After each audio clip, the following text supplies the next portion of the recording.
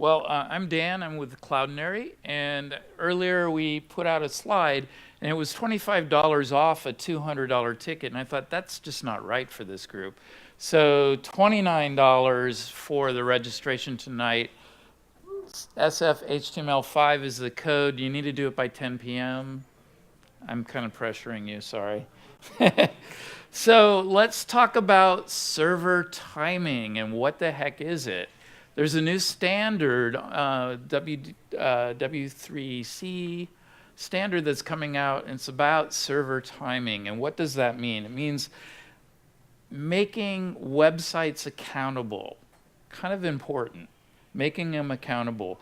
Now think about a request and how much goes between the time when someone actually pulls up a web page and gets it there. It's kind of like making coffee. There's a lot of steps that you don't even realize and think about. You know, you have to plant the beans, grow the beans, pick the beans, process them, grind them, make your great cup of coffee. So lots of steps. And you know what? Most of the time, who gets blamed for slowness? The web developer, right? Unfortunately, we get all the bear the brunt of all that. And you know what? There's all this stuff going on there between the time that someone requested that page and not. And we were thinking at Cloudinary, wouldn't it be great if we could just make this a little more transparent and a little more accessible to people who really want to know, like, where is the slowdown? Because if you think about it, right, we were all designing pages that look like this over here and eventually get to this over here, right? It's this idea of content getting in the way of the web page itself that gets delivered. And it's kind of annoying, because it's like what the user experience that we're striving for is this idea of having that content there immediately. And so what we're really waiting for is that time to first byte. And that's what server timing's all about. It's this concept that if we expose this information, and this is DevTools on Chrome, and if we expose this information, we can actually see some additional stuff going on in terms of, is it a hit or a miss on a cache? Is it, how many hops did it make before it got to you? And so that's what we've done. We've actually created a way for developers, for analytics packages to inspect what's coming off of Cloudinary. And we're the first company that's doing this right now. We're being very transparent about it. And the way the big reason why you should care is because it's that conversion rate again. If that media doesn't show up on that web page within that first 2.5 seconds, you lose folks.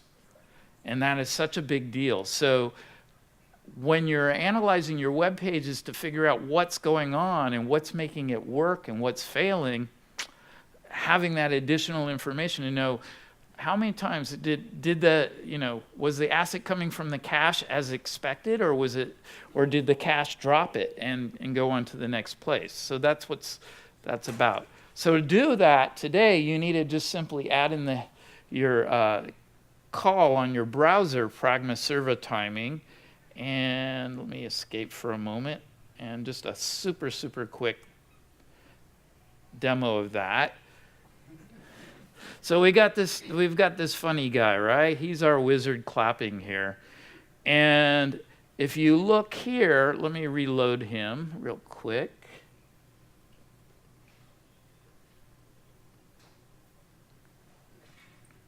So let's take a look at what just happened with Mr. Wizard there. You'll see that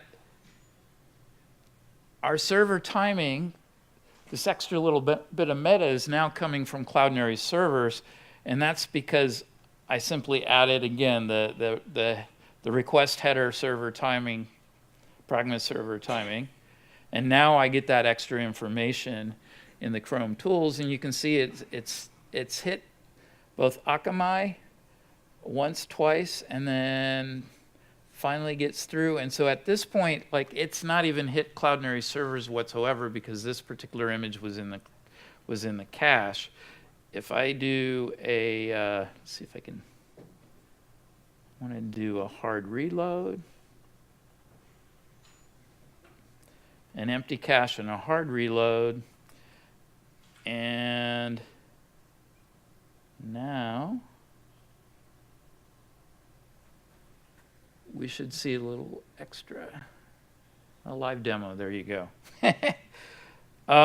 So the big point, the big takeaway on all of this is about this idea that we actually do want to care about it, that we think, and we're contributing to the standards group on this, but we think that if all the folks that are delivering images and managing hosts are more transparent about all these different hops that are going on, that it's gonna cause you guys to do a better job of understanding, and that understanding will make you guys better developers. So again, thank you for that. And like I said, I'll put that up one last second. ImageCon's going to be really fun, really great. Great party afterwards, and we are out of here. Thanks. Can I ask real quick? Sure. The wizard image that you had up, if you, back in the DevTools, if you click on the timing tab, does it show that? Yes. Kind of breakdown? Absolutely, yes.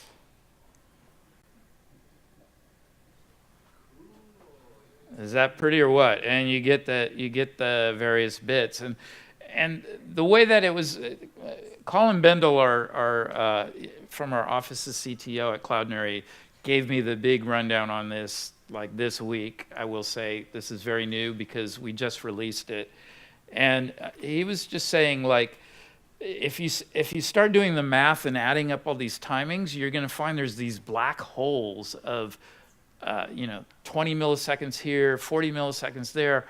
And that's really the fun, exciting part, because once you track down where that is, you can know where the culprit is. And also you can go back to your teams and say, it's not the web design, it's the content we're delivering. And then I would say, just put Q auto, F auto, and use Cloudinary, and then it gets there faster.